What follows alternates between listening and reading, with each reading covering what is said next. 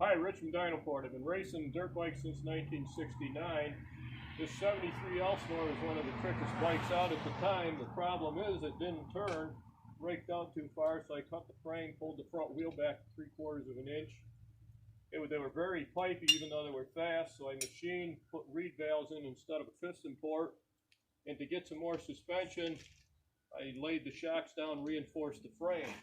Back then I didn't know much about pipes, but we knew on any of these Hondas, when we put a DG pipe on, they slowed down. So the Japs did have their stuff together on the taper on the pipe compared to some of the aftermarket. Now that I'm a pipe guy, one of the local kids showed up. He bought this used KX. He's a new guy. He's having trouble riding it. So what I know about pipes now, because we did a lot of testing, we took the stock pipe. I lengthened it 25 millimeters, 2 spots here, another 25, so we've got almost 2 inches in the pipe. By pure luck, my brackets line back up. This will give the kid a little quicker right off the bottom. These stock bikes from Japan and any of your factory bikes, they're designed for a top expert rider. So any amateur, any local guy, any senior or older rider, you can always broaden the power band out. The other thing, came with a 36 millimeter carb, which is good for top end, but no bottom. So I machined a spacer, 32 millimeters, then I went in and hand ground it to 35 at the top. So we've got an oval shape, pressed it in, which will give them much better throttle response too.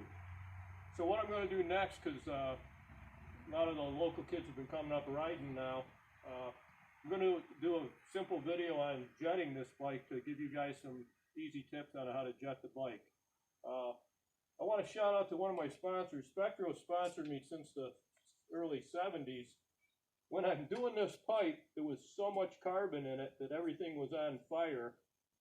I've got a picture of it. The guy should have been using Spectro oil.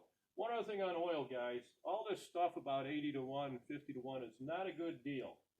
One of the kids the other day went flying down the road on his new KTM, locked the rod up. You want to run 32 to 1.